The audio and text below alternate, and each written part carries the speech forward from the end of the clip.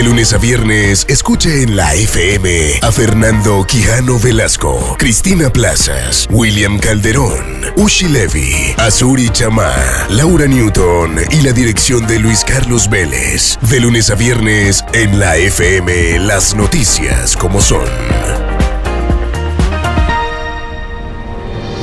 Orlando García, padre de Karina García, candidata a la alcaldía por el municipio de Suárez Cauca, que fue asesinada junto a su madre y 4 integrantes más de su equipo de trabajo, aseguró en la FM que este fatal desenlace con la vida de su hija era previsible. Don Orlando, gracias por darnos unos minutos aquí en la FM. Muy buenos días. Muy buenos días. Don Orlando, esto entre más lo entendemos, más lo leemos, nos damos cuenta que era algo que se veía venir. Sí, señores, efectivamente, era algo que se veía venir y que desafortunadamente mi hija no contó con el apoyo suficiente para evitar esta tragedia. Cuando digo no contó con el apoyo, ninguna clase de garantía que le brindaron fue... Don Orlando, lo estoy perdiendo. ¿Puede usted quedarse en el mismo lugar donde está y hablarle directamente a la bocina del teléfono, don Orlando? ¿Me escucha bien ahí? Sí, señor, ¿ahí me escucha? Sí, señor. Entonces nos decía que usted y su familia consideran que esto era algo que se veía venir, don Orlando. Sí, mi hija Karina había hecho cualquier cantidad de denuncias ante la fiscalía, ante las redes sociales, frente a las amenazas que venía recibiendo y no recibió el apoyo, no tuvo ninguna garantía, le cortaron los sueños de carácter por los politiqueros, porque no fueron capaces de vencer una mujer con sus ideas, con sus sueños y con sus proyectos de sacar el municipio de Suárez adelante. Don Orlando, ¿por qué amenazaban a su hija? Nosotros y Colombia ha visto un video en el que su hija cuenta que estaban haciendo versiones equivocadas sobre sus propuestas políticas, que ella le pedía a los seguidores de los demás candidatos que no dijeran cosas que no eran, que ella no iba a traer a los paramilitares, a las multinacionales, que ella no le iba a quitar la tierra a la gente. ¿Qué decían de su hija?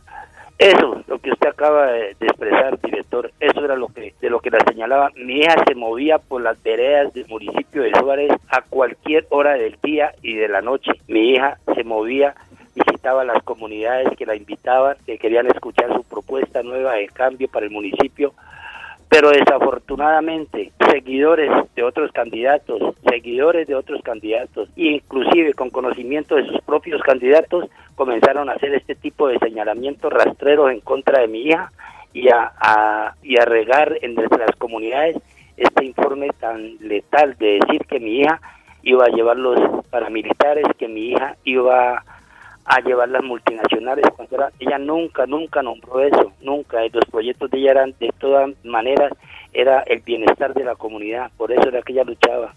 ¿Cómo es la situación en Suárez? ¿Cómo es la situación política en Suárez? La situación política en Suárez es muy delicada y en estos momentos está muy atomizada. Suárez ya no es el centro turístico de Salvajina. Suárez se volvió un centro turístico de muerte porque le cortan las ideas a la gente a tan temprana edad. No permiten que la gente piense, que llegue con nuevas ideas y nuevos proyectos. A mi hija siempre me la señalaron porque se veían derrotados con sus ideas y con sus proyectos, por eso le metieron palos a la rueda de esta forma tan fatal y tan vil como me la asesinaron. Don Orlando, ¿la madre de su hija era actualmente su esposa? No, yo ya no convivía con ella, pero de todas maneras tengo que decir que fue una gran madre y hasta último momento la acompañó también porque se identificaba y nos identificábamos todos, toda la familia nos identificábamos con su proyecto político, con su proyecto de avanzar en el municipio. Por eso se capacitó, por eso estudió, por eso se formó como una gran líder. ¿Usted cómo se encuentra? Usted en lo personal, ¿cómo se encuentra? Como me ha hecho cantidad de amigos, sin palabras. Esto no tiene descripción. Este dolor no se lo deseo a nadie en la tierra. Este dolor que siente uno, perder que un hijo pierda una madre, me queda una hija que ha perdido a su hermana y a su madre. Por eso lo decía ayer, si hay cielo, que mi Dios en los cielos los perdone, pero en la tierra jamás, porque lo que hicieron con mi hija fue una canallada. No tiene presentación, no tiene nombre, no tiene cómo describir esto. Karina era mamá de un bebito de 3 años. Usted tiene un nietito de 3 años. ¿Qué va a pasar con él? No, pues, no sabe, a ver, augurar el futuro, pero luchar por el futuro de ese niño y esa otra hija que nos quedó. Luchar por sacar a este niño adelante para que más adelante se entere de la realidad de lo que pasó. Pero sí, una cosa sí les tengo que decir. La semana pasada hubo una mesa que es mal llamada de garantías electorales, donde en presencia del alcalde y del resto de candidatos, unos candidatos la emprendieron contra ella, inclusive respetando el género, la emprendieron contra ella. Mi hija tenía su carácter y plantó sus ideas y defendió su proyecto, por eso continuó. Dijo que si la querían acallar, que la acallaran de la forma, o que hicieran realidad lo que venían prometiendo y amenazando, pero que no la iban a apartar del proyecto de bienestar de la sociedad que ella siempre había querido. Seguramente las autoridades están tratando de encontrar pistas para llegar a nombres de posibles responsables de este crimen que ha sacudido al país, don Orlando. ¿Quién había amenazado a su hija? ¿Usted las sospechas las dirige hacia quién o quiénes? A los seguidores y a los candidatos, a los seguidores en general, que la justicia investigue. Si yo tuviera la certeza de cuál fue, téngalo por seguro que lo estaba denunciando por este medio y ya lo había denunciado ante las autoridades. O sea, lo que usted dice es los candidatos a la alcaldía que estaban en esta contienda son en parte responsables de este crimen. Yo los culpo y a la administración también porque nunca le brindó la garantía, se parcializaron con ciertas candidaturas. Profesor Fernando Quijano, usted tiene pregunta para sí, don Orlando. Oiga, qué noticia más triste, y obviamente una cosa es lo que se vive desde Bogotá y claramente diferente lo que se vive en un municipio como el de Suárez. ¿Hay algún candidato cercano de los candidatos que se enfrentaban a su hija? ¿Hay uno de esos candidatos cercano a las disidencias? ¿Hay alguno cercano a esta ideología que pueda estar vinculado a este cruel asesinato?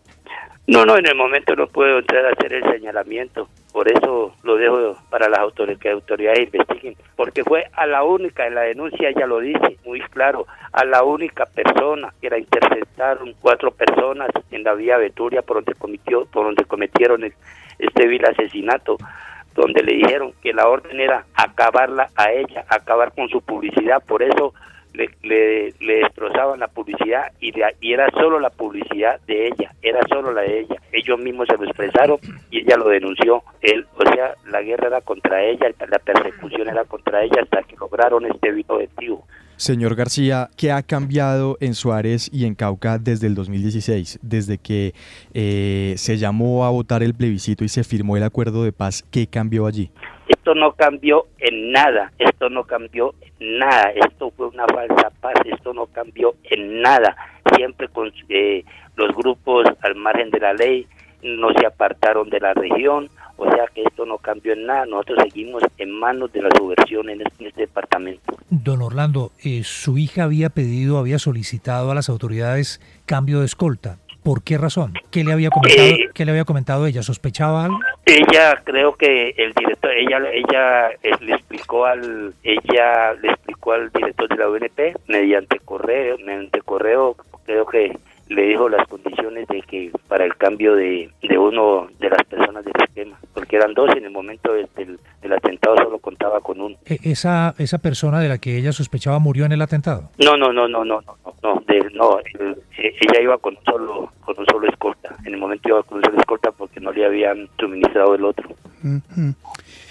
Esta pregunta que le voy a hacer la hago simplemente porque como colombiano deseo conocer su opinión en este momento tan difícil, pero que nos puede dar algunos atisbos de verdad. ¿Quién tiene la culpa de que esto haya ocurrido cuando hoy conocemos que los asesinos de su hija son miembros de las disidencias de las FARC, que se le señala a una persona en específico? Pero usted siente que ¿quién tiene la culpa de esto, de lo ocurrido? Mira, ¿quién podría uno inculpar en este caso? Yo dejaría eso, o sea, en manos de las autoridades que investiguen el panorama. Creo que confiando en Dios se va a despejar para que las autoridades investiguen y se den cuenta y lleguen a los responsables de esta catástrofe que nos crearon en esta familia.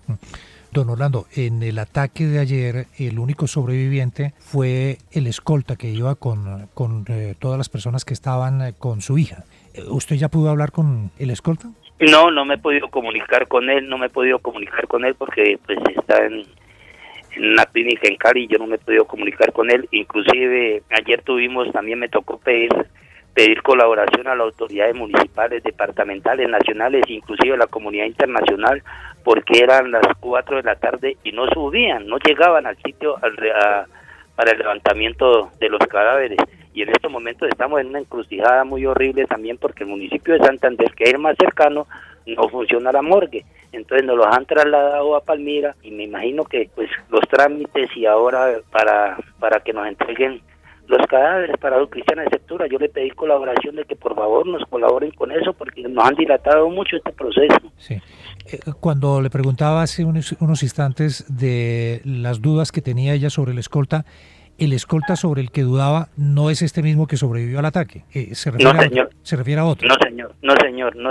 Y no sé si eran dudas o tuvieron alguna diferencia, pero el hecho de que ella solicitó el cambio de uno de los escoltas y en el momento no lo asignaron. Don Orlando, muchas gracias por acompañarnos a esta hora en la FM. No tenemos cómo agradecerle por darnos unos minutos y lo otro que sí les quería añadir, se cansó mi hija de poner en manos de las autoridades, en las fiscalías, todas las denuncias, hizo todas las denuncias del caso frente a los señalamientos que le venían haciendo, frente a los señalamientos irresponsables, que mire las consecuencias en lo que terminaron, todo por culpa de unas malas habladas de seguidores, de candidatos y algunos candidatos, y si tuviera la certeza de cuál, pero ya mi hija en su momento siempre dio detalles del candidato o los candidatos que estaban detrás de cortarle las alas. Don Orlando, déjeme hacerle una pregunta de seguimiento acá. ¿Su hija había denunciado por injuria y calumnia a algunos de sus contrincantes? Creo que en la fiscalía deben estar las denuncias de ella, porque ella hasta la semana pasada estuvo por la fiscalía y creo que la plaza no la atendieron, que le han dicho que tenía que volver. Creo que le dilataron una denuncia que venía a colocar también la semana pasada. Yo no sé, no recuerdo, no alcancé a hablar con ella si siempre la había colocado, pero ya había hecho varias denuncias, inclusive por eso le han asignado el esquema. Sí, vamos a tener que averiguar cuáles fueron precisamente las denuncias de su hija y los nombres de las personas que ella señalaba de estar haciéndole esta campaña negra, esta campaña sucia. Don Orlando, un abrazo, de verdad, muchas gracias por darnos unos minutos. Es usted muy gentil. A ustedes muchas gracias por dejarnos expresar esta voz de protesta ante la inseguridad que estamos viviendo nosotros en este país. Un abrazo, don Orlando. En la FM, las noticias como son. La opinión de Abelardo de la Espriella en la FM. Como era de esperarse, la izquierda radical salió en gavilla a culpar al presidente Duque y al expresidente Uribe por el cierre de Noticias 1. Da grima, de verdad, percatarse de que los mismos que aplaudieron cuando se le entregaron toda suerte de gabelas impresentables a las FARC, esos mismos que desconocieron el triunfo del no en el plebiscito y que han aceptado que a la guerrilla se les perdonen los crímenes más abominables, vengan hoy a decir con absoluto cinismo que el cierre de un noticiero que estaba quebrado representa un atentado contra la libertad de prensa y la democracia. Sean serios.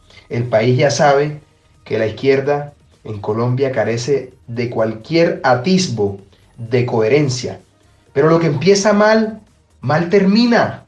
Esa concesión fue adjudicada de manera irregular en el gobierno de Juan Manuel Santos.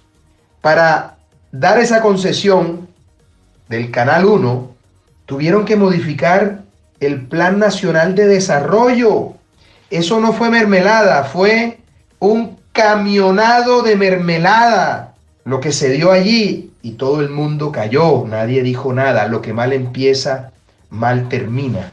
Los propios inversionistas, directivos de Noticias 1, han señalado que el cierre obedece a temas económicos y de viabilidad financiera, y que de ninguna manera se ha presentado censura como erróneamente han querido hacerlo parecer algunos. Ahora bien, no es casualidad que las empresas en las que trabaja Daniel Coronel tengan problemas económicos. Miren cómo está Univisión. Ahora Noticias 1.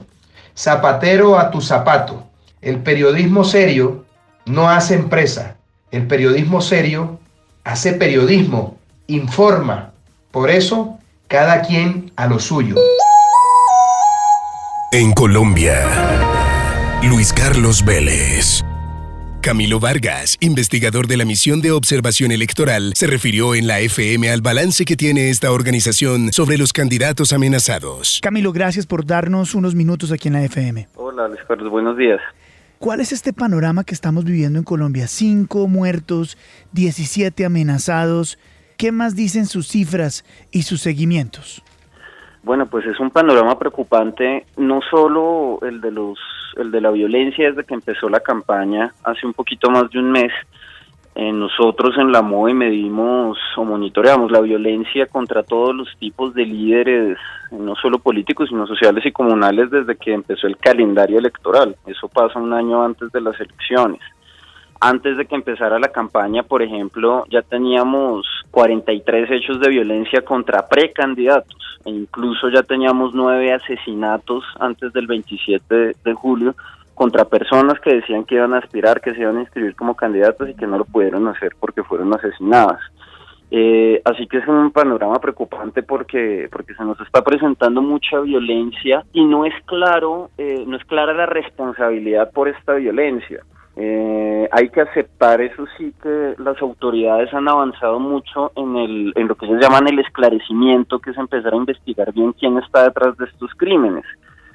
Sobre todo hay un par de entidades, el Cuerpo de Élite de la Policía y la Unidad Especial de Investigación de la Fiscalía, han logrado avanzar mucho en determinar quiénes son las personas que están matando a líderes sociales y a políticos en esta época de campaña. Sin embargo, el esclarecimiento nos ha llevado a saber que son los grupos armados ilegales, pero eso pues todavía no es la respuesta completa, porque asesinatos o masacres como la que sucedió, la que acaba de suceder en Suárez, muchas veces son cometidas por grupos armados ilegales, pero no por iniciativa de los grupos armados ilegales, no porque se les da la gana matar líderes y políticos, sino porque son contratados, sus servicios sicariales. Y la pregunta sigue siendo, ¿quién contrata los servicios sicariales de los grupos armados ilegales y de los grupos delincuenciales?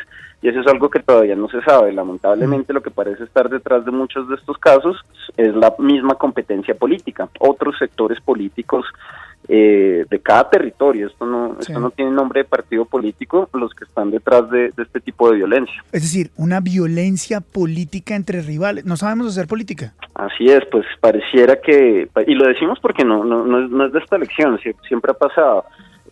Muchas veces es otros sectores políticos los que mandan a matar, los que mandan a amenazar a sus contrincantes. Esto es increíble. No, pues es increíble. Estos son los años 30. Sí, esto es muy grave, y lo que nosotros hemos señalado que es preocupante, además, pues si uno quiere tratar de seguirle la pista, es que todos los partidos políticos desde la izquierda hasta la derecha están siendo víctimas de distintas formas de política en todo el país. Entonces es muy difícil determinar los móviles. Sí. Lo que nosotros vemos es que tiene mucho que ver con conflictos económicos locales, y por eso es que la principal recomendación que la MOVE le ha dado a las autoridades es pónganle el ojo a la financiación de campañas. No puede ser que en pleno 2019, con las herramientas tecnológicas que tenemos, hoy en día no haya un seguimiento serio a la financiación de campañas, y lamentablemente no lo hay. Llevamos un mes de campaña electoral y nadie le ha preguntado a los candidatos cuánto dinero se están gastando ni de dónde lo están sacando. Don Camilo, ¿cuáles son las regiones donde hay más candidatos amenazados? Si es por amenazas... o atacados, ¿dónde más se ha presentado violencia política? Sí, bueno, si estamos hablando ya de ataques más letales, el suroccidente del país, los departamentos de Valle, de Cauca y de Nariño tienen las peores cifras. Uh-huh. En Valle, por ejemplo, podemos recordar que a finales de enero comenzó la violencia contra precandidatos con el asesinato de un precandidato al Cerrito en Valle. También fue el departamento donde ocurrió el primer homicidio contra ya un candidato al Consejo en Versalles. Y el departamento del Cauca ya también tenía malas cifras incluso antes de que sucediera esta masacre. Y es muy diciente que sea esta región porque, bueno, casos como el norte del Cauca a veces se pueden explicar un poco en el marco del conflicto que hay por todos los vacíos que quedaron luego de la desmovilización de FARC y la pelea, la guerra que hay entre distintos tipos de bandas allí por controlar el territorio. Claro. Pero en zonas como el Valle del Cauca se nos ha presentado asesinatos en el corazón del Valle del Cauca, que no tiene grupos armados ilegales, que no tiene guerra, y aún así matan a los políticos. Y en las estadísticas que ustedes tienen, ¿de qué partido son la mayoría de las víctimas? ¿O de qué partidos? Sí, pues bueno, si miráramos la tabla de partidos, el que lidera, sobre todo por el número de amenazas que se presentaron en Arauca hace unos meses, es el Centro Democrático, que tiene muchos amenazados en Arauca y además sus candidatos han sido víctimas de 4 atentados y un asesinato. Pero seguido muy de cerca por el Partido Conservador, el partido de la U en particular, que es preocupante porque es el que más asesinatos tiene, ha tenido 3 candidatos asesinados.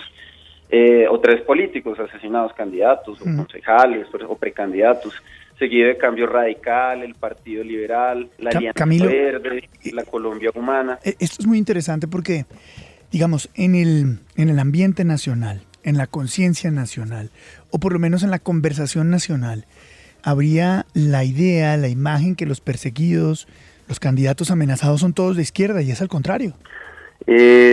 Pues sí, es a todo el espectro político el que lo atacan. Digamos, algo similar pasa con los líderes sociales. Existe un poco sí, pero en el caso sesgo de que todos los líderes sociales son de izquierda. Exacto. Y no es así. Líderes sociales de todas las posturas políticas matan en este país. Políticos de todas las posturas políticas matan en este país. Ahora, en este caso en específico, ¿este es el primer muerto de derecha o centroderecha en las elecciones que se vienen? No, como le digo, casi que todos los partidos políticos de la izquierda a la derecha ya han puesto víctimas. El primer muerto fue el Centro Democrático, fue en Versalles. Esta acaba de ser del Partido Liberal. Entonces no es, digamos, el partido de la U es el que más muertos ha puesto ya en el sur de Bolívar y el Magdalena Medio. Entonces no es una cuestión ideológica. Pero son partidos de derecha los que están encabezando la mayor cantidad de candidatos víctimas de violencia. Si unimos esto tratando de armar el mapa completo, tener una perspectiva, una visión más global, con lo que usted nos decía al comienzo, que aquí hay un enfrentamiento entre partidos políticos, es decir, que es violencia política abiertamente la que está generando esta situación, ¿es errado concluir que entonces quienes están matando a esos candidatos de derecha serían personas vinculadas a la izquierda? Es errado porque muchas veces los perpetradores que estamos viendo de violencia son, por ejemplo, las llamadas disidencias de FARC.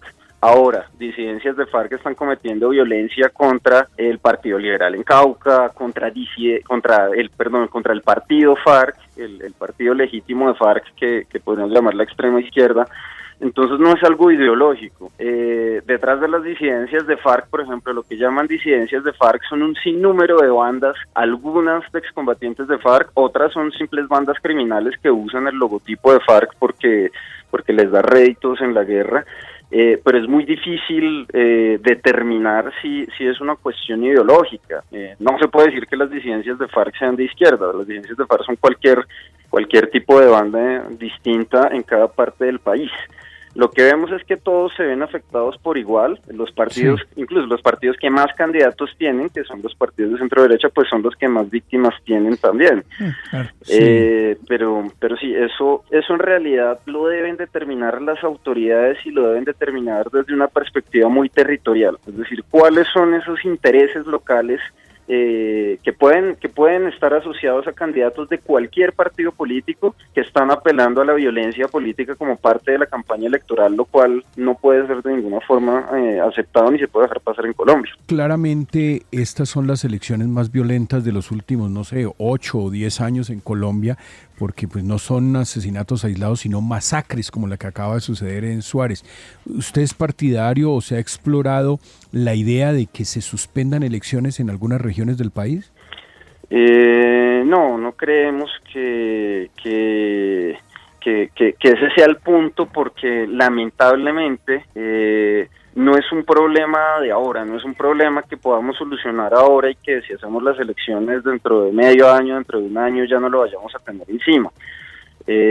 Acá tenemos un problema muy central, pero todavía estamos a tiempo de manejarlo las autoridades. Todavía tenemos 2 meses de campaña, y es hacerle un seguimiento serio a los intereses que están detrás de las campañas electorales. Acá tenemos que quitarnos la idea de que el candidato es una persona que de su propia cuenta decide hacer campaña electoral y que va solito a enfrentarse a las urnas a los demás. A los candidatos siempre representan grupos de interés, y la mejor forma de saber cuál es el grupo de interés que está detrás de un candidato es conocer su financiación, de dónde saca el dinero para hacer campaña. Y eso, que es tan básico, no lo estamos haciendo. Eso es una responsabilidad del Consejo Nacional Electoral, ayudado por la Fiscalía, por la Contraloría, ayudado por la inteligencia financiera del Estado, pero no lo estamos haciendo, y eso es lo grave. Lo grave no de ahora, sino desde hace años. La MOE ha venido alertando sobre el problema de que no se le haga un seguimiento serio a la financiación de campañas. Y es que no hay que ir muy lejos. En 2015 la Fiscalía capturó candidatos, sobre todo en Córdoba, vinculados a grupos armados ilegales y a temas de narcotráfico. El año pasado en Córdoba tuvimos a un senador condenado por vínculos con grupos narcotraficantes. Grupos políticos que históricamente han sido vinculados a temas de narcotráfico y grupos ilegales siguen funcionando en el país. Entonces es muy delicado que no se le haga seguimiento a la financiación de las campañas, porque los que pagan para robarse las elecciones muchas veces también pagan para matar a los contrincantes. Y esa financiación irregular de campañas pues puede venir de cualquier interés, de intereses del narcotráfico, de la minería ilegal, que tienen que ver con estos grupos ilegales, pero también intereses de corrupción o de contratistas que simplemente quieren acceder fácilmente al dinero del Estado. En la investigación o en los números que tiene la MOE, ¿la mayoría de estos asesinatos y de estas amenazas las realizan las disidencias de las FARC? No, mire que nosotros sí en la misión de observación electoral no llegamos a esclarecer. De hecho, la gran mayoría de los casos que suceden no sabemos nosotros, no hay indicios de quién los comete. Esas sí son afirmaciones de la Fiscalía General de la Nación, que, como le digo, tiene un buen trabajo de esclarecimiento junto con la Policía Nacional. Es decir, llevan a cabo investigaciones serias para saber qué está detrás de los crímenes, y son ellos los que han dicho que muchas veces lo que está detrás son los grupos armados ilegales, muchas veces disidencias o algún otro tipo de grupo armado ilegal. Lo que hemos dicho frente a eso que dicen las autoridades es, bueno, está bien aclarar quién es el autor material, pero tenemos que saber quién es el autor intelectual, quién paga por esos servicios, porque matar políticos en campaña no es algo anodino que hagan los grupos armados, porque sí, alguien está detrás de esos intereses. Don Camilo, usted en esta entrevista ha insistido en varias oportunidades, presten la atención de dónde viene el dinero que está financiando campañas políticas. ¿Qué información maneja la MOE sobre financiación de campañas políticas producto de organizaciones ilegales? ¿Tienen ustedes datos? ¿Van a denunciar ante la Fiscalía candidatos que estén financiados por el narcotráfico o por organizaciones corruptas que pretenden apoderarse de contratos locales en el país? El problema precisamente es que no tenemos datos, pero los datos que tenemos no nos cuadran, y le voy a explicar por qué. Vámonos a los ejemplos del 2015. Pongamos el ejemplo de las alcaldías en 2015. Hace 4 años todos los candidatos que tuvimos a alcaldías que reportaron su financiación dicen haberse gastado más o menos un poquito más de 200.000 millones de pesos entre todos los candidatos a las 1.101 alcaldías del país. 200.000 millones de pesos que provinieron el 60% de su propio bolsillo o del dinero de sus familiares, y un 30% más de aportes privados. Es decir, casi la totalidad de las campañas electorales en Colombia se hace con dinero privado. Los anticipos del Estado no financian campañas, los partidos políticos no financian campañas, los préstamos bancarios financian muy poquito. El dinero es privado y uno dice, ok, hay problemas acá de financiación pública, no está mal que se financie con el dinero de los candidatos. Pero luego la ley nos dice que eso no importa porque existe la reposición de gastos por votos, y resulta que la reposición de gastos cubrió 70.000 millones de pesos de 200.000 que se gastaron los candidatos a alcaldía, solamente estamos hablando. Es decir, hay pérdidas masivas de dinero en las campañas electorales según sus propios reportes, Y ese dinero que se pierde masivamente, cientos de miles de millones, proviene del bolsillo de los propios candidatos o se lo donó la esposa o el sobrino o el hermano del candidato. Entonces lo que decimos, esas cuentas no cuadran, nos preocupa y eso dentro de poco lo publicaremos con más detalle. Municipios en los que los candidatos en las campañas de hace 4 años por lo menos perdieron decenas de millones de pesos o cientos de millones de pesos porque se derrocha dinero para ganarse las elecciones y dinero propio. Esas cuentas no nos cuadran. En un país que está inundado de narcotráfico, de minería ilegal, de corrupción, es muy peligroso que las autoridades crean ciegamente en ese tipo de reportes de los candidatos. Y el problema precisamente es que ni siquiera la DIAN está verificando si, por ejemplo, en las declaraciones de renta salen esos aportes millonarios de las esposas y los hermanos de los candidatos, ni la autoridad electoral está saliendo a verificar de dónde sale ese dinero y si sí son esos los montos de la financiación. Entonces, ese es el riesgo es que las cuentas no nos cuadran. Ahora, Camilo, para terminar, hablamos con el padre de Karina esta mañana, de Karina García, muerta en las últimas horas en Cauca, y él nos decía, mire, a mi hija la mataron los políticos que le hicieron campaña negra, y que decían que ella tenía vínculos con paramilitares, que venía a quitar tierras, etcétera, etcétera. Y eso pues lo corrobora de alguna manera que el autor material del asesinato de Karina sea un miembro de las disidencias de las FARC. ¿Para usted se podría aseverar que a ella la mataron por ser de derecha? No, a ella la mataron. Si la mataron por eso, la mataron es por el discurso de estigmatización, que ese es otro de los grandes riesgos que tenemos en estas elecciones. Y es que en época electoral, otra vez desde cualquier lado del espectro político, se estigmatiza al contrario, se dice mentiras sobre lo que propone el contrario, se dice que es guerrillero, se dice que es paramilitar, y esa estigmatización en este país es muy peligrosa, porque incita a la violencia de la misma ciudadanía. Ya el año pasado vimos casos de casi que intentos de linchamiento que iban desde los candidatos de FARC, pasando por Gustavo Petro hasta Álvaro Uribe en Popayán, o puede también incitar este tipo de actos. Así que la estigmatización es algo muy preocupante. Por eso precisamente la semana pasada estábamos con el gobierno acompañando al gobierno en la firma de un pacto por el respeto en la política, por la no estigmatización, porque es muy peligroso en este contexto que se incite a la violencia a la ciudadanía o a este tipo de grupos armados. Sin embargo, es importante también que las autoridades esclarezcan del todo el caso de una masacre como la de Suárez, es decir, el nivel de violencia que se utilizó una candidata con esquema de protección de la UNP y que el esquema no haya sido suficiente por el nivel de violencia que se usó, pues es un caso muy extraño. Es importante que se esclarezca qué más hay detrás de un crimen como ese. Camilo Vargas, investigador de la Misión de Observación Electoral, muchas gracias por darnos un minuto aquí en la FM, es usted muy gentil. A ustedes muchas gracias. Gracias. Las noticias y las voces en www.lafm.com.co. La opinión de Ariel Ávila en la FM.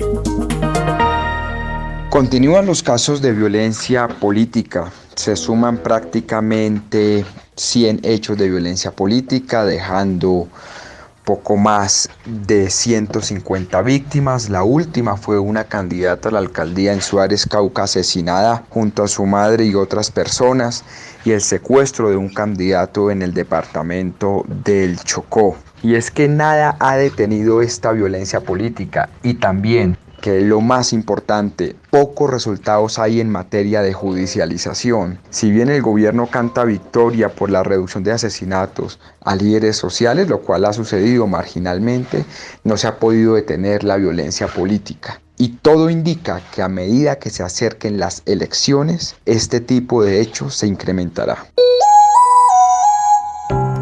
Una ventana con imágenes muy especiales. Síguenos en Instagram, la FM Oficial. Felipe Buitrago, nuevo ministro de Creatividad y Economía Naranja, entregó detalles en la FM sobre los proyectos que va a desarrollar esta cartera, la cual es uno de los pilares del presidente Iván Duque. Señor Buitrago, gracias por acompañarnos. Buenos días.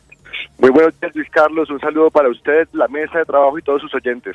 ¿qué es lo primero que va a hacer, señor Buitrago? Esa es la cartera más importante que tiene este gobierno. Pues definitivamente es la cartera muy importante para el corazón del presidente y en la que tenemos que hacer mucho trabajo.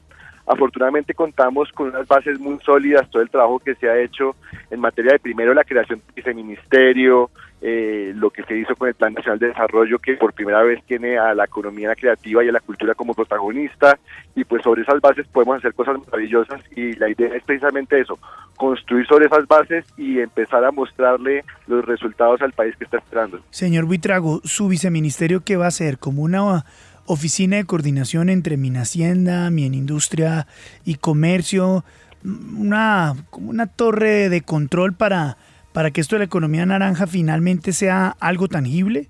Un poco esa es la función del viceministerio. El viceministerio adquiere una serie de direcciones del antiguo Ministerio de Cultura, y en la nueva reforma pues queda con todos los temas de creatividad, la parte de arte, de comunicaciones y de cine, pero también se fortalece grandemente el grupo de emprendimiento cultural, que es una evolución que lleva alrededor de 20 años creciendo y conformándose, y que ahora adquiere un papel protagónico, uno de los cuales es servir como Secretaría Técnica del Consejo Nacional de Economía Naranja, que efectivamente coordina a 12 entidades del orden nacional, de las cuales 7 son ministerios. Entonces sí, servimos como torre de control, pero también hacemos algunas cositas más, promoción de creatividad, de arte, etcétera.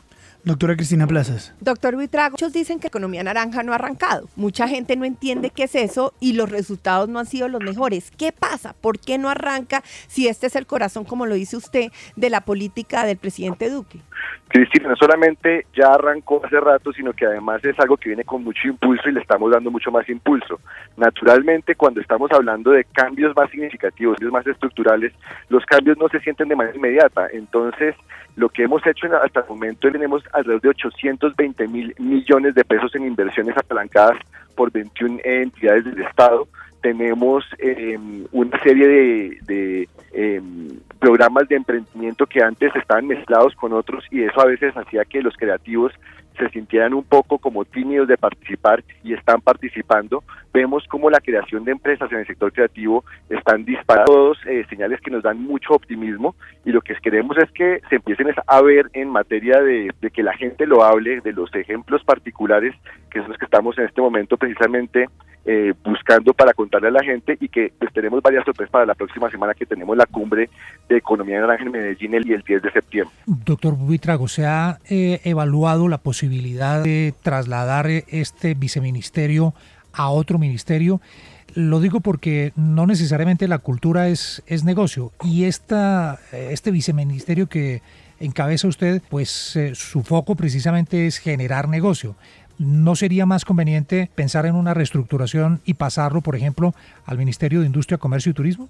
Para nada, para nada. Hay que tener en cuenta lo siguiente, si bien la economía naranja tiene un foco interesante e importante en el tema del emprendimiento, el tema de las oportunidades laborales, del crecimiento económico, no es su única función, porque la creatividad es un elemento central para que la economía naranja funcione, y en esa medida la cercanía con el otro viceministerio, que es el de Patrimonio, el de Desarrollo en los Territorios, es fundamental. Adicionalmente, no podemos perder el foco de que esto es una industria de conocimiento donde el intangible es fundamental. Entonces, el ministerio, como un agente de transformación desde los territorios, es definitivamente el que, desde mi perspectiva, debe seguir liderando esta iniciativa, y pues parte de lo que tenemos que acostumbrarnos es a ver un ministerio que lidera, que estábamos acostumbrados a verlo a veces como una cenicienta, y si bien hay quienes confunden el concepto de liderazgo con presupuestos que se están fortaleciendo, no es lo único que define la importancia de un tema. También es la posición que tiene, por ejemplo, dentro del Consejo Nacional de Economía Naranja, que la ministra preside, que el viceministerio hace la Secretaría Técnica, y desde el cual se están coordinando ya más de 21 entidades del Estado, que definitivamente están generando inversiones muy interesantes, y pues que, como digo, vamos a ver noticias interesantes la próxima semana con la cumbre de Economía Naranja. William, yo oigo al doctor Buitrago y le digo, ¡qué chicharrón tan violento!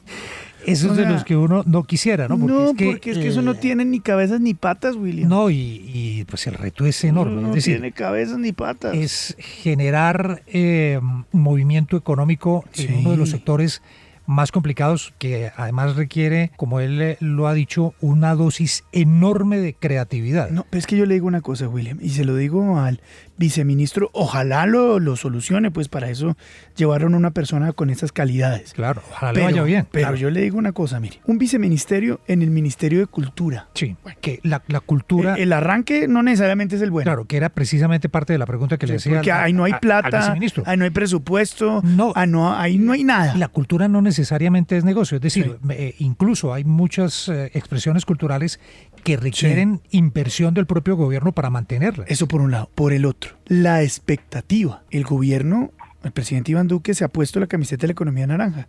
Y eso no necesariamente ha salido bien. Pues es su bandera. Es su bandera. Es la bandera del gobierno. No ha salido necesariamente bien. No ha habido divulgación, no se conoce, no se sabe cuál es el camino para acceder a la economía naranja. Le cae todo esto al doctor Buitrago y pues vamos a ver. Toda la suerte, doctor Buitrago. Pues mucha suerte con este chicharrón calibre 73. Pues aquí estamos es precisamente para trabajar por Colombia con convicción, con pasión, porque si bien se necesitan los recursos, también se necesita tener el foco y la claridad de lo que hay que hacer. Eso lo tenemos muy claro, el liderazgo del presidente es muy claro en ese sentido y pues yo estoy aquí para ponerme, para arremangarme y trabajar duro porque esto tenga los mejores resultados para todos los colombianos. Muchísimas gracias por el apoyo. Mantenga la FM en Twitter. Síguenos. @LaFM. La FM. El dato de Cristina. Es increíble lo que ha pasado en la Universidad Distrital y lo que se encontraron en la Universidad Distrital. La crónica de una tragedia anunciada. Luis Carlos, en las declaraciones de William Muñoz, el exdirector del Instituto de Extensión de la Universidad, que utilizó como su caja menor los recursos de la universidad para comprar lujo, joyas, pagar sus servicios públicos. ¿Cómo será que pagaba hasta Netflix? ¿Usted puede creer? Comprar pijamas. Y lo que ha dicho durante todos estos días es que ha hablado de un nuevo carrusel de la contratación en Bogotá. Digo esto, que era una tragedia anunciada, porque a 2 años la exdirectora del SENA, María Andrea Nieto, puso en conocimiento de los entes de control un contrato de interventoría entre el SENA y la Universidad Distrital por 11.000 millones de pesos. Este contrato se celebró bajo la dirección de Alfonso Prada, de quienes ya conocemos las innumerables denuncias en su contra y contra sus directivos de la época, algunos de ellos con sanciones de la Procuraduría. Pues resulta, Luis Carlos, que a esta universidad se le declaró 2 veces el incumplimiento en el año de 2016 en el contrato con el SENA, por la falta de criterios técnicos para la aprobación de desembolsos en la obra del SENA de la calle 57, ese elefante blanco que después de 5 años no sale. Aún así, Alfonso Prado le realizó 8 adiciones y prórrogas al contrato. En su escrito de principio de oportunidad, William Muñoz se compromete a prender el ventilador sobre irregularidades en contratación, no solo en el SENA, sino además en otras alcaldías, entidades de orden nacional. Esperemos al 16 de septiembre, Luis Carlos, donde la Procuraduría le impute formalmente los cargos, pero lo que sí le pido a los entes de control es que pongan más atención a este tipo de denuncias que nos pueden salvar a todos los recursos que se pierden por culpa de la corrupción y que, como lo dijimos al principio de este dato, fue una crónica de una tragedia anunciada. En la FM, las noticias como son. Fidel Cano, director del Espectador, recordó en la FM cómo hace 30 años el narcotráfico quiso silenciar este importante diario colombiano. Señor director, muchas gracias por acompañarnos. Muy buenos días. Buenos días, Luis Carlos, y para todos. Gracias por darnos algunos minutos. Esta semana estamos celebrando 30 años de vida de El Espectador. Y yo prefiero verlo como vida, como una celebración antes que una conmemoración de un hecho trágico. Porque lo que ocurrió con El Espectador, más allá del atentado, es la demostración de que el periodismo en Colombia es capaz de sobreponerse. Es mejor ver esto como un ejemplo de resiliencia, un ejemplo de fortaleza, antes que un momento tan... ¿Se ha aprendido en estos últimos 30 años, don Fidel, sobre esta experiencia tan dura, pero al mismo tiempo tan reconfortante? Pues yo creo que en eso, como termina Luis Carlos, yo creo que esa es la enseñanza. O sea, El Espectador trataron de silenciarlo, de acabarlo. Sin duda ese día estuvo a punto de desaparecer. Y yo creo que la demostración fue que había que seguir adelante con el periodismo por delante, no callarse, seguir defendiendo los principios y los ideales que le señaló su fundador de hace tantos años. Y creo que, bueno, verlo hoy ya fortalecido y otra vez como actor importante en el debate nacional, pues creo que es la muestra de que valió la pena, a pesar de tantos dolores. En algún momento, don Fidel, pensaron que no lograban establecer la nave otra vez, ponerla a volar de la manera en que volaba antes del atentado. Pues yo sí creo que esa mañana fue lo que sentimos todos cuando llegamos y vimos el edificio destruido y todas las oficinas totalmente destruidas. Realmente yo creo que todos pensamos en el fondo que nos habían derrotado, que hasta ahí habíamos llegado. Pero pues creo que el hecho mismo de que ese día todo el mundo se hubiera puesto a barrer, periodistas y todos los trabajadores, a barrer, a hacer un sitio donde trabajar. El hecho que don José Salgar aquel día haya dicho, esta noticia tiene que salir mañana en El Espectador, y que, bueno, se hubiera logrado estabilizar una de las unidades de la rotativa para imprimirlo allí, digamos, todos los colegas ofrecieron sus máquinas y tal, pero también era muy significativo que ese periódico fuera impreso en las instalaciones del periódico. Y bueno, seguimos adelante en ese periódico que salió ese día. Creo que fue el devolverle el espíritu y fue la señal de que sí podíamos continuar y de que no nos habían derrotado y de que así fuera con un periódico pequeñito en blanco y negro como salió durante varias semanas, varios meses. Pues íbamos a seguir adelante y podíamos y debíamos dar la batalla por el país y por el periódico. Señor director, esa imagen que usted tiene tan vívida en su mente del esfuerzo, de no dejarse rendir, de limpiar los escombros para sacar la noticia al otro día, ¿la ha tenido que abocar, la ha tenido que traer en su mente en otros momentos? ¿Cuáles han sido esos momentos? Pues yo creo que siempre el espectador ha pasado por problemas desde que el fundador decidió pues hacer un periódico para defender las ideas liberales cuando esas estaban prohibidas en este país, cuando no había libertad de prensa. Yo creo que le señaló el camino y en muchos momentos ha estado en esos puntos límite, digamos. A mí pues me tocó vivir cuando el periódico tuvo que dejar la circulación diaria para pasar al semanario durante un tiempo. Y bueno, después verlo regresar a la circulación diaria, pues creo que fue algo similar a lo que vivimos en ese momento. El día que dejó de circular entre semana fue un día también límite, ¿no? En el que nos aferrábamos a lo último que teníamos, que era esa edición dominical, y finalmente pues lo convertimos en una oportunidad, pues la manera de digamos que centrar el tipo de periodismo que queríamos hacer, y bueno, fue el que nos sacó adelante y otra vez nos tiene a diario en las calles. Pero mire, Luis Carlos, que la vida a veces es justa, ¿no? Hoy Pablo Escobar muerto y El Espectador vivo después de semejante tragedia que tuvo que vivir hace 30 años.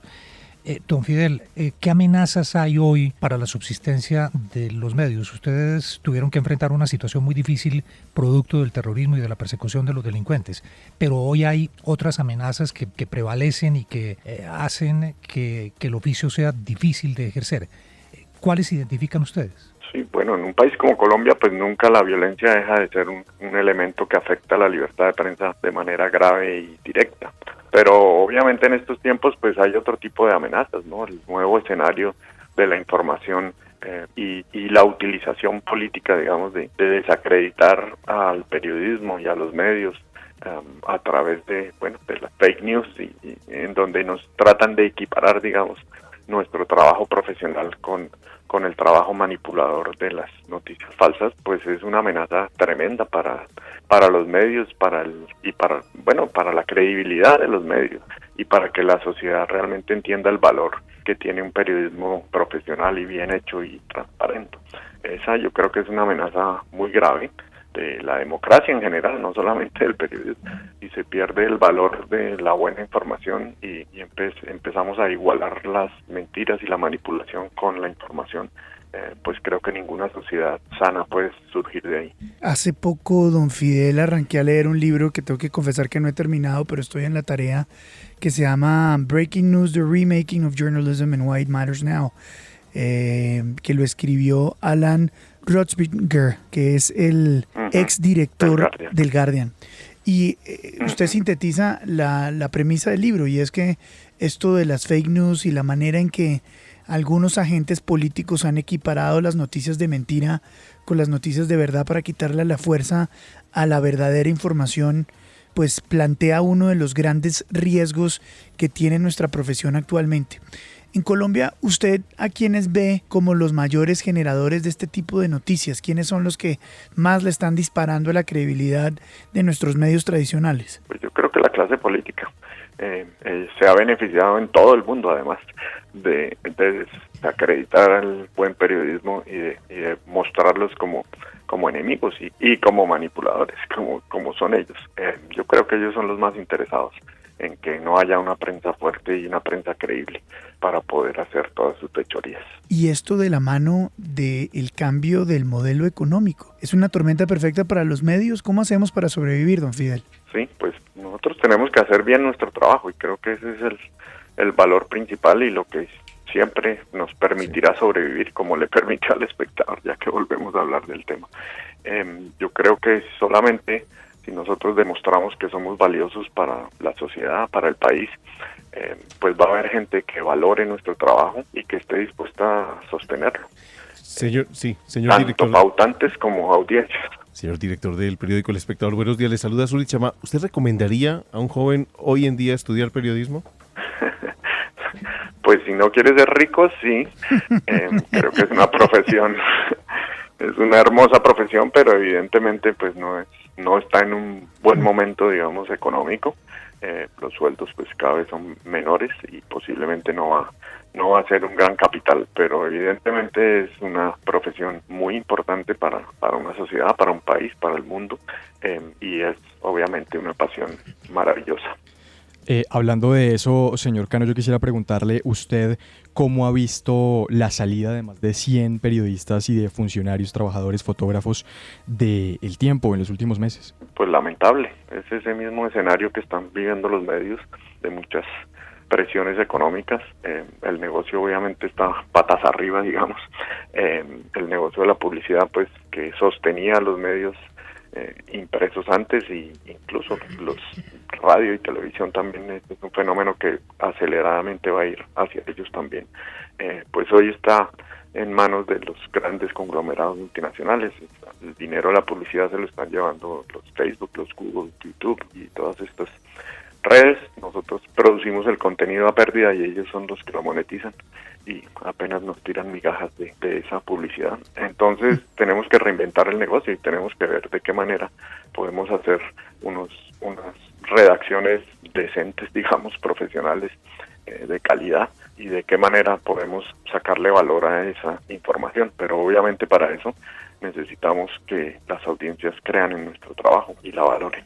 Señor Cano, ¿qué opina de lo que está sucediendo en este momento con Noticias 1? ¿Usted considera que existe algún tipo de censura? Pues no tengo los elementos suficientes para decirlo, pero evidentemente es lamentable que cualquier voz se apague en este país. Lo que necesitamos es muchas más voces y mucha más pluralidad de visiones para enriquecer el debate público.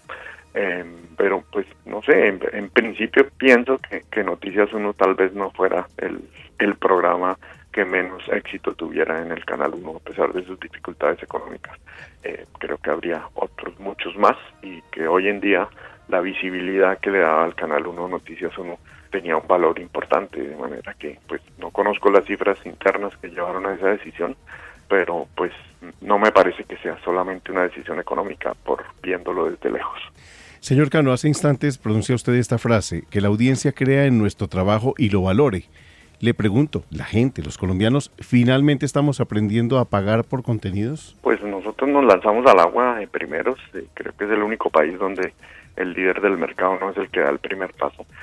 Nosotros estamos convencidos de que lo que hacemos tiene un valor importante, y el resultado que hemos tenido en este año larguito con las suscripciones pues ha sido muy favorable, a pesar de que éramos los únicos y ahora algunos están intentándolo, pero pues en realidad somos el único medio que está cobrando por su información. Los resultados pues son bastante por encima de lo que esperábamos, pero obviamente que eso es apenas todavía un ejercicio de tratar de mover el mercado y de empezar a educar a la gente de que la buena información tiene un valor y se justifica pagar por él.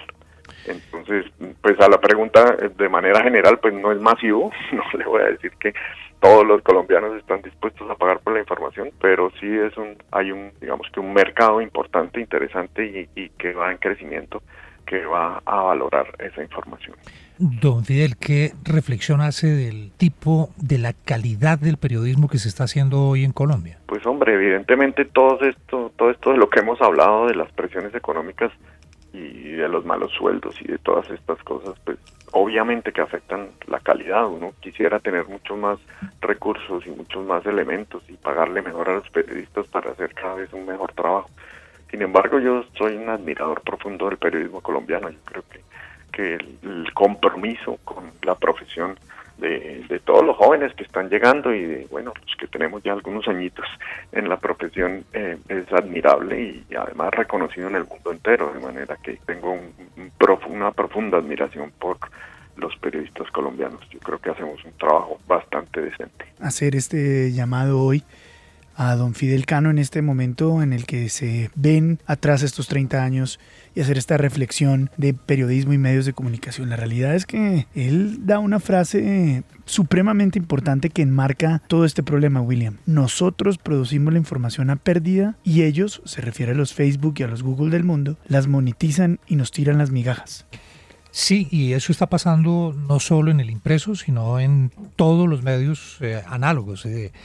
Los canales de televisión sufren la misma situación, las cadenas de radio, las revistas, todos los que estamos en este negocio pues enfrentamos una coyuntura nueva y un terreno que es absolutamente movedizo, inestable, porque nadie tiene claro de qué manera enfrentar eso. Son dos grandes monopolios de los contenidos, Facebook y Google, los que se están llevando toda la plática. Y la otra, ¿le recomendaría a un joven estudiar periodismo? Y él dice, si no quiere ser rico, sí, pero es una pasión maravillosa. Pero saben que yo sí creo que hay que bajarle un poco a la demonización de las nuevas tecnologías, porque por ejemplo, cuando surge Netflix o cuando surgió Blockbuster, la gente predijo el final del cine, que ya nadie iba a pagar una entrada para ir a cine, que nadie se iba a movilizar si podía ver todo desde la casa, y sin embargo el cine se muestra como una experiencia y le da un valor agregado a ver una película. Yo creo que eso es lo que nos falta a los medios, encontrar el valor agregado. Aquí hay un problema grande, Ushi, y la gran diferencia con lo que usted acaba de dar, mi opinión personal, es que la prensa, o mejor, Netflix no pone presidentes, Netflix no maneja la democracia, Netflix no es un quinto poder. En cambio esto sí. Y la muerte del periodismo como lo conocemos es un problema que trasciende un modelo de negocios. Las noticias y las voces en www.lafm.com.co. La opinión deportiva con Carlos Antonio Vélez en la FM. Hola, buen día.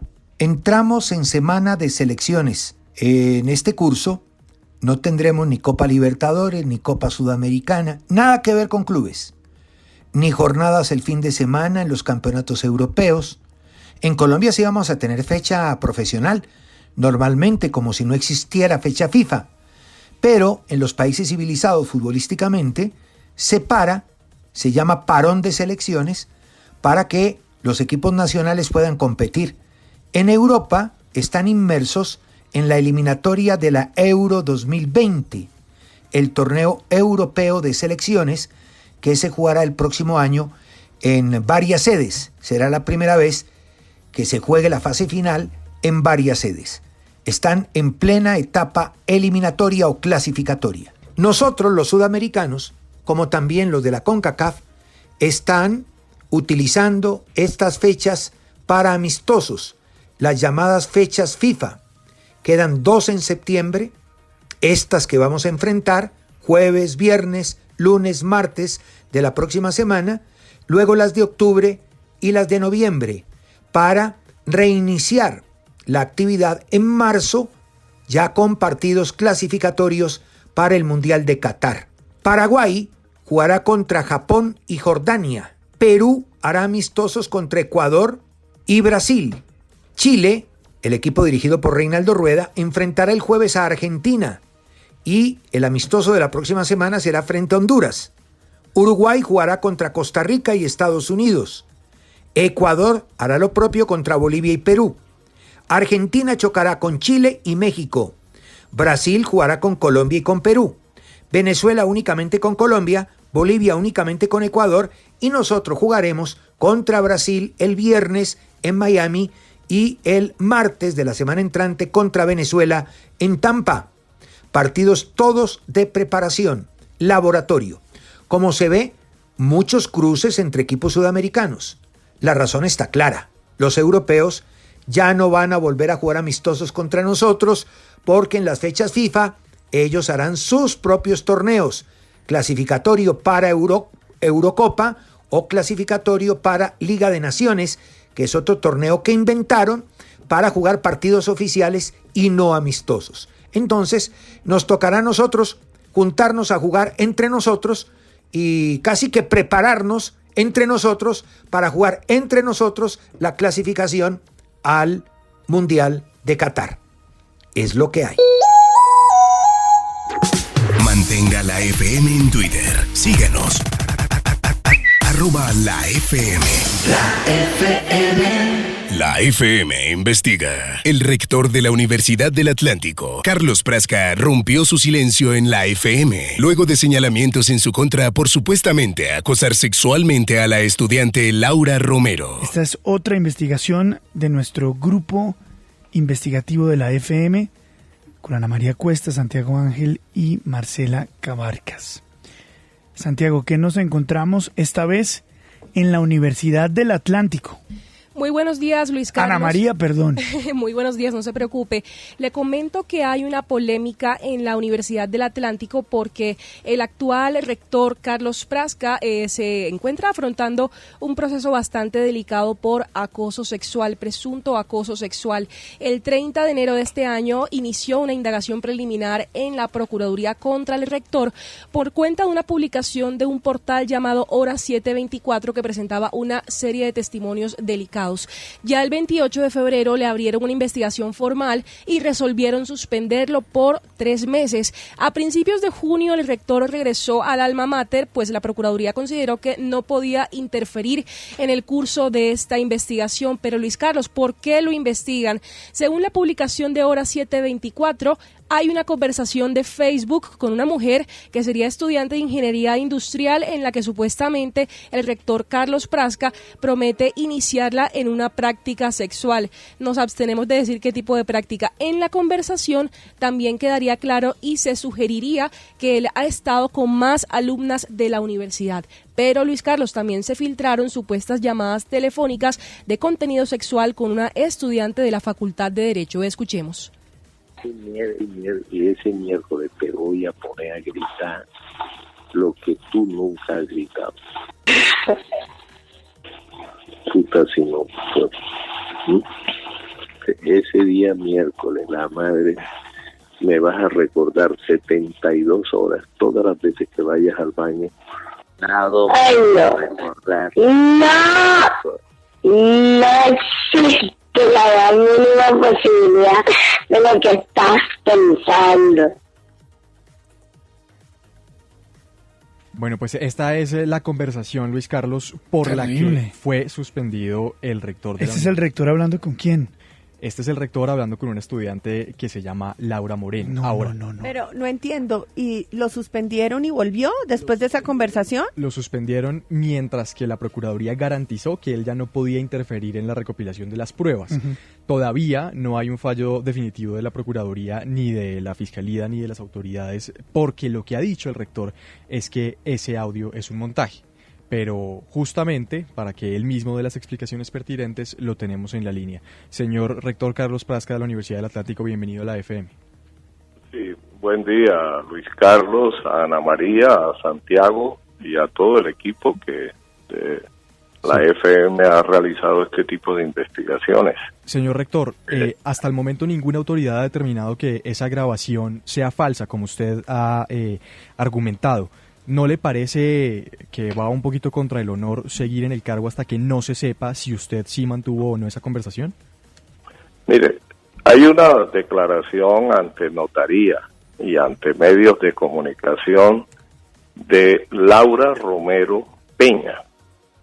En este momento, una joven que culminó ya sus 10 semestres en la en el programa de Derecho de la Facultad de Ciencias Jurídicas de la Universidad del Atlántico, donde ella manifiesta que esos audios fueron manipulados, que esos audios un amigo de ella hizo un montaje y que ella nunca ha sido acosada por el rector de la Universidad del Atlántico. Entonces, esa es la niña que en este momento se señala por parte de quienes han sido mis opositores, de que yo la acosé sexualmente, y ella está manifestando ante notaría y ante medios de comunicación que yo nunca la acosé.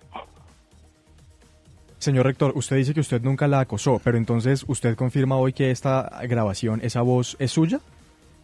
No, yo no puedo confirmar que esa grabación es mía porque, como lo dice Laura Romero, esos audios fueron totalmente manipulados por un amigo de ella que violó su confianza y que cogió conversaciones que yo tenía con Laura Romero y las manipuló totalmente. Escuchemos precisamente otro fragmento de esta llamada en la que presuntamente se escucha la voz del rector. Has tenido lo que se llama un skirting. No, eso lo vas a vivir ese día. Con una verga así en tu ano. No. Dura. Escucha, y tú diciéndome, dame duro. No me la saques, no me la saques. Entonces, a la hora que te arreche me vas a pedir. Y todas las veces posteriores me vas a decir, me lo tienes que hacer otra vez. Claro, definitivamente. Puta, si no te voy a hacer tragar así en seco, así mascar así en seco. Así. Bueno, pues esto me parece que...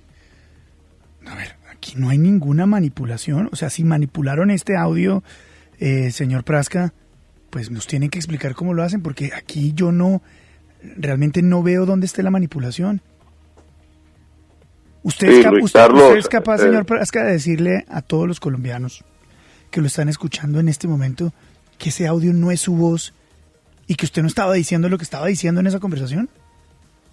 Luis Carlos, eso en la universidad siempre ha habido un complot, siempre ha habido una oposición a mi llegada a la rectoría de la Universidad del Atlántico. En 2014, cuando manifesté que quería de verdad llegar a la universidad, se colocaron avisos en toda la puerta de la universidad que permanecieron ahí varios meses, en los cuales se decía ni Prasca ni Parodi. Posteriormente, cuando ya dejé de ser secretario de Educación del Departamento del Atlántico y manifesté ya abiertamente mi aspiración, se colocó un aviso en la puerta de la universidad, en el piso, donde se decía, aquí no entra Prasca. Mi vida y mi trayectoria, Luis Carlos, ha sido de muchos méritos. Venga, señor Prasca, pero yo no le estoy preguntando eso. Mi pregunta es sencillísima. ¿Usted mantuvo esta conversación con este estudiante? Luis Carlos, eso es una manipulación que se hizo. ¿Pero qué tipo de manipulación es? ¿Cortaron el audio? ¿Recortaron? ¿Qué tipo de manipulación es usted? ¿Usted le dijo eso a este estudiante? Realmente quien tiene los audios y quien dice que fueron manipulados, y así es Laura Romero Peña. No, yo le estoy preguntando a usted, señor Prasca. ¿Usted le dijo eso a ese estudiante? No, Luis Carlos. ¿Qué tipo de manipulación tienen esos audios, señor Prasca? Tenga la plena seguridad que hay un doblaje de voz y de toda la situación que se presenta. Entonces usted nos está diciendo que esa no es su voz, señor Prasca. Sí, eso. O sea, usted le dice hoy ante el juramento legal y a los colombianos que esa no es su voz. Totalmente, Luis Carlos. Esa no, tenga usted la no mantuvo esa conversación con un estudiante. Ese tipo de conversaciones de ese tipo y con esos términos no han salido de mí. ¿Y en qué términos tenía usted conversaciones con las estudiantes? No, tenga la plena seguridad que ella es una estudiante que pertenecía a las Juventudes Comunistas y era una niña con la cual nosotros buscábamos por todos los medios acercarla a fin de conocer un poco de detalles sobre los comportamientos de estos movimientos al interior de la universidad. Entonces, en juramento, usted nunca mantuvo una conversación sexual con este estudiante. No. Esa no es la voz suya en esa conversación. Esas conversaciones han sido totalmente manipuladas. No, pero un momentico, es que aquí no nos enredemos porque una cosa es una cosa, otra cosa es otra cosa. ¿Usted tuvo esta conversación con este estudiante, sí o no? No, Luis Carlos. No la tuvo. ¿Usted mantuvo una conversación sexual con ese estudiante, sí o no?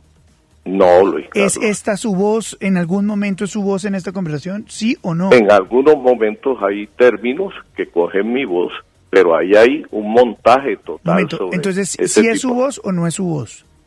No, esa no es mi voz. Ahí hay una manipulación y un montaje total sobre las conversaciones que yo tenía con Laura Romero. Pero, señor rector, es que el argumento suyo de decir que es que hay un juramento en una notaría de Laura Romero, pues no es convincente. Primero porque es que usted ejerce como rector de la Universidad del Atlántico y ese es un cargo de poder. Existe claramente una relación de poder transversal entre usted y un estudiante. Entonces, defenderse diciendo que ella argumentó en una notaría que había un montaje o que todo fue planeado, pues no parece convincente.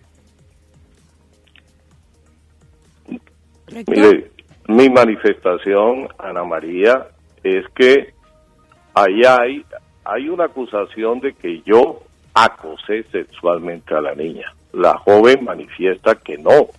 Y la Procuraduría ha hecho todas las investigaciones correspondientes a este caso. Yo no vuelvo a la universidad simplemente porque se me cumple un periodo, sino porque la Procuraduría realiza todas las investigaciones sobre este hecho y realmente no está encontrando en este momento motivaciones para persistir en este tipo de investigación. Sí, señor rector, del fallo de la Procuraduría estamos pendientes, pero también se había filtrado una presunta conversación de Facebook entre usted y otra estudiante de nombre Daniela. También hablan de prácticas sexuales y en esa conversación se sugiere que usted ha estado con otras alumnas. También se filtró una fotografía suya aparentemente pues desnudo. ¿Qué responde a esto? Las personas en estas situaciones suelen decir que les hackearon el celular. Ana María, Daniela no existe. No existe. No existe. ¿Fue un montaje la conversación? Es un montaje en la conversación. Oiga, señor rector, ¿y quién está detrás de usted para darle tan duro, hombre? Oiga, eso aquí en la universidad hay unos grupos de izquierda que constantemente, aún antes de llegar Luis Carlos a la rectoría, ya manifestaban contrariedad con Villegada. Aquí lo importante es cuánto ha avanzado la universidad en este periodo, Luis Carlos. Pues, ¿algo más, Santiago? ¿Otra pregunta? No, creo que ya está perfecto con el señor rector. Creo que es suficiente, sí. Creo que es suficiente, vamos a dejarlo así. Señor rector, muchas gracias por darnos unos minutos aquí en la FM, muy gentil. Luis Carlos, muchas gracias a ti. Gracias. Ahí está la versión de él. A ver, Santiago, Ana María, ¿qué más tenemos? Pues tenemos el testimonio de la estudiante Laura Romero, nuestra compañera Marcela Cabarcas desde Barranquilla está con ella. Adelante, Marcela. Así es, Ana, pues estamos en comunicación con Laura Romero, la entonces alumna de Derecho que precisamente aparece interactuando con el rector Carlos Prasca en los audios que hemos escuchado y que se filtró aquí en la ciudad y precisamente provocó que lo suspendieran. Muy buenos días, Laura, bienvenida a los micrófonos de la FM y coméntenos cuál es el contexto de esta conversación que escuchamos y confírmenos si es o no la voz del rector Prasca. Ok, buenos días a todos.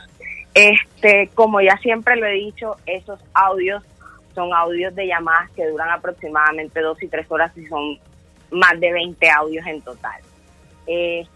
No siempre es la voz de él. Nosotros desde un principio, yo lo reconozco, ya yo pedí perdón por eso, planeamos toda esta situación porque durante el tiempo que yo pertenecía a la Juventud Comunista, nosotros siempre fuimos férreos contradictores de la administración de Carlos Prasca y teníamos que buscar la manera sí o sí de que él saliera de la universidad.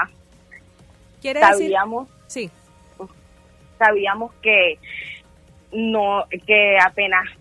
apenas nosotros planteáramos el rector de la Universidad del Atlántico está acosando a las estudiantes, eso le iba a costar el cargo, su nombre y muchas cosas más, y en el momento en que todo eso se fue planeado, yo tengo que reconocer que no sabía la dimensión de la situación en la que estaba metiendo mami y a él, a todos los involucrados en el asunto, Y viéndolo todo como un juego, dije, dale, no hay problema, es fácil sacar ese tipo de conversaciones.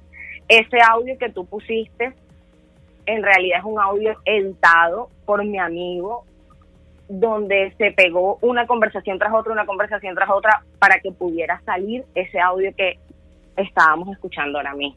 A ver, entonces aquí hay una cosa peor, Laura. Laura, usted nos tiene que contar esto con pelos y señales. Ok. ¿Él en algún momento la acosó a usted sexualmente? Nunca me acosó, porque yo me acerco a él y lo conozco con la intención de hacer lo que ya te estoy diciendo. Ok, pero entonces esa parte donde le dice que le va a hacer todas estas cosas, ¿esa voz de quién es?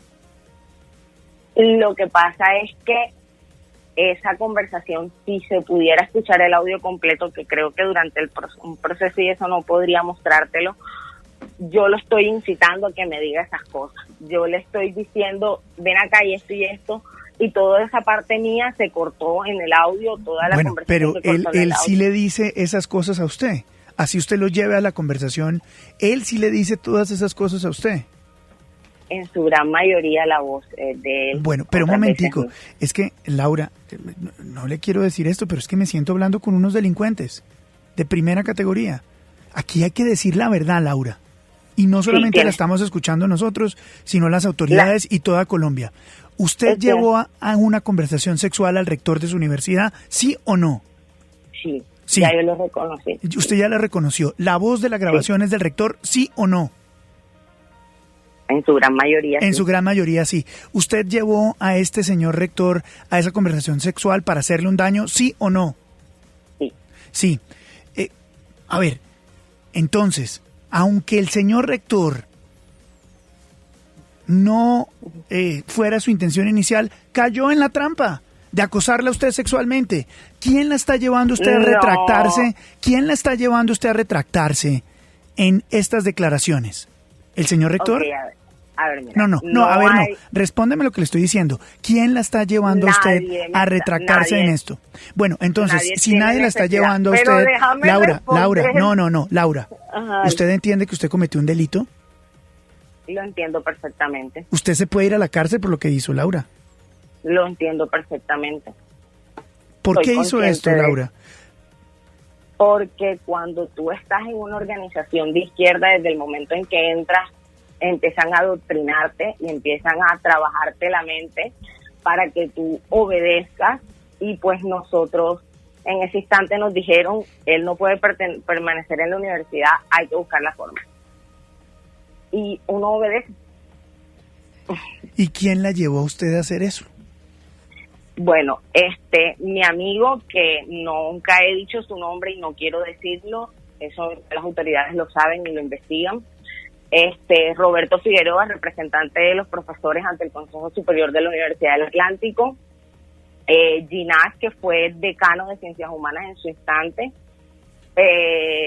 Hay muchos estudiantes de organizaciones de izquierdas involucrados en el asunto y muchas personas más que yo no alcancé a conocer porque a mí solo me daban órdenes, pero no tenía conocimiento de la magnitud de lo que se estaba formando.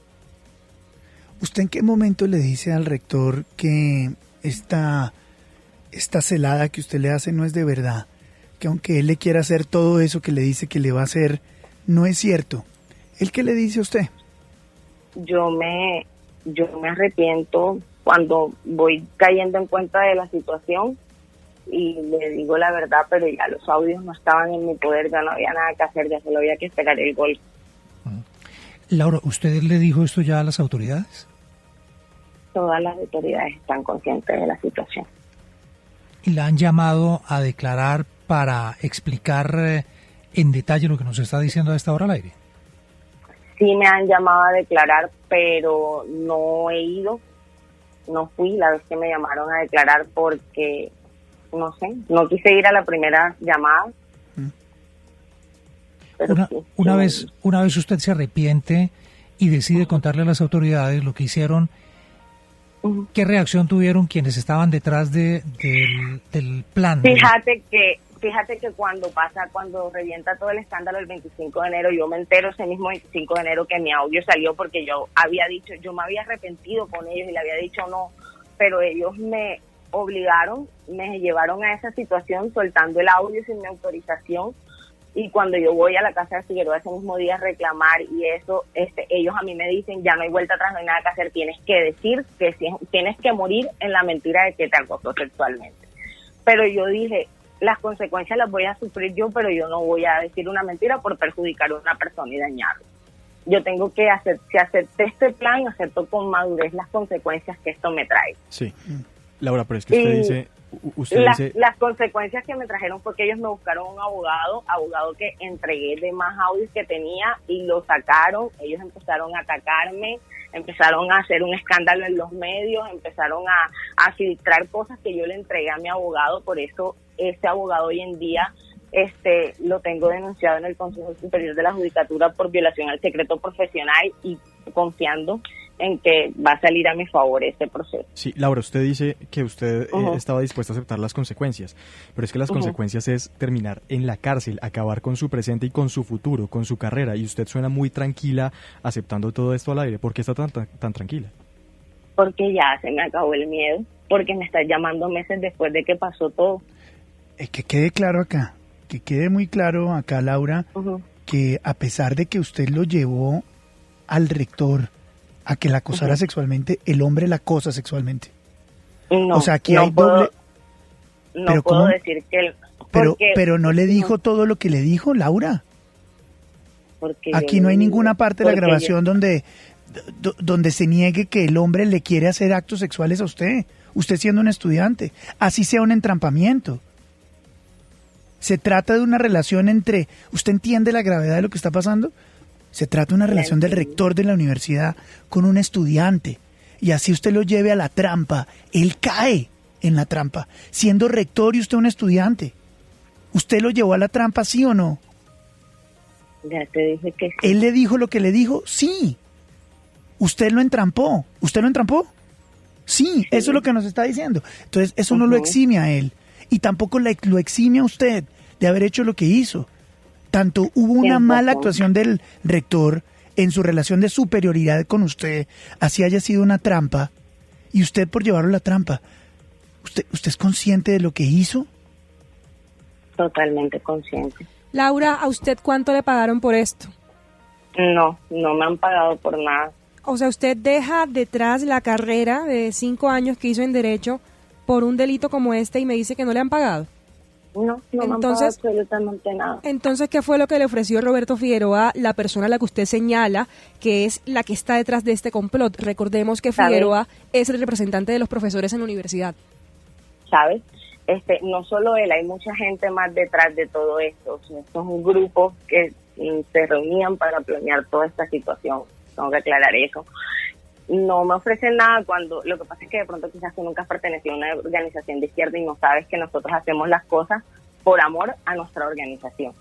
Y tampoco me conoces a mí, no sabes cómo actúo, yo no necesito que nadie me compre ni nada por el estilo, yo hago las cosas por obedecer, porque era mi organización, porque no, en ese momento no era consciente del daño y de la situación que esto iba a traer, porque no era consciente de todos los delitos que estaba cometiendo.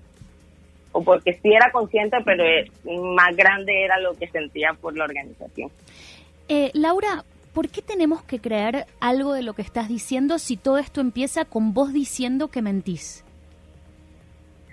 Porque me arrepentí, porque todos los que me conocen y los que fueron cercanos a eso saben que estoy diciendo la verdad, saben cómo funciona la JUCO, saben que yo pertenecía a ellos, sabían que esto estaba pasando en voz baja. No tienen que creerlo, se los dejo allá a cada quien que escuche si me cree o no me cree, pero ya yo decidí decir la verdad sin importarme las consecuencias de esto. Laura, ¿usted ya tiene un proceso en su contra en la fiscalía? No. ¿Nadie la ha denunciado? No. Y entonces ya la fiscalía va a tener que conocerte oficio después de esta entrevista. Seguramente sí. Bueno, caso muy, muy complejo. Laura, pues nada, gracias por darnos unos minutos aquí en la FM. Ok, gracias. Gracias. 9-1. Es que yo me mantengo en mi tesis y puede estar equivocada, pero Laura dice claramente que eso sí le dijo el rector. Así es, Luis Carlos, ¿y sabe qué es lo peor? Que esto ridiculiza las luchas de las mujeres que se han sufrido acoso, abuso y de todo. Entonces, absolutamente. Laura lleva al rector a que le diga esta serie de barbaridades. Eso no le quita que las dijo. Que sea el rector de la universidad y que se las haya dicho. Pero que es llevar a una persona Cristina, a eso. Perdón. ¿Cómo que llevar? Tiene una conversación sexual con el rector. Sí. Y el rector es el rector. Claro, por eso estoy de acuerdo con usted. O sea, que eso uno no lleva a nadie. Uno empieza a hablar y la otra persona es una relación sexual y tenía una relación los dos. Para llegar a hablar eso por teléfono, tenían que haber tenido una relación y haber hecho cosas antes de esa conversación. Entonces aquí no hay ninguna manipulación del audio. Es ella que lo manipula a él. A que ella le diga lo que le dice. Lo que le dice y lo que le digo se lo digo. Como rector de la universidad. Eso es lo que está diciendo Laura.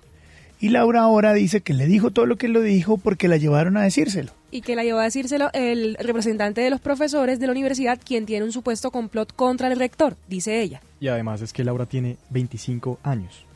Todo muy extraño, ¿no?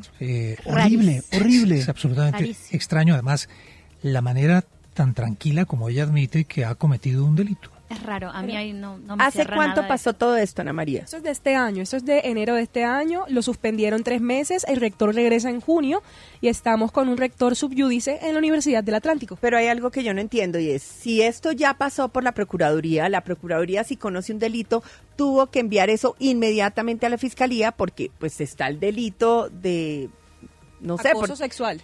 No, acoso sexual por parte de él, pero también ella, porque es que ella está aceptando que hace parte de un grupo al margen de la ley. Doctora Cristina, se tira toda la culpa ella. Sí, no. Hay algo rarísimo acá. Ella cambia su versión y se tira toda la culpa ella. No, pero señala y el rector no la denuncia. Señala a otros funcionarios de la universidad. Pero, y acá según ella... Y señala a otros de haberla llevado a cometer Exactamente. Esto. Sí, pero además dice, el rector acá en los micrófonos nos dijo que nada de esa conversación era con voz de él. Y lo que ella nos está diciendo es que efectivamente la voz es de él y que solamente hubo unas cuantas modificaciones. Pero lo que dice ella es que efectivamente se dio la conversación. Y él lo que nos decía es que ella decía que él no había tenido conversaciones con ella y eso no es cierto. Muy raro. Sí. De lunes a viernes, escuche en la FM a Fernando Quijano Velasco, Cristina Plazas, William Calderón, Ushi Levy, Azuri Chamá, Laura Newton y la dirección de Luis Carlos Vélez. De lunes a viernes, en la FM, las noticias como son.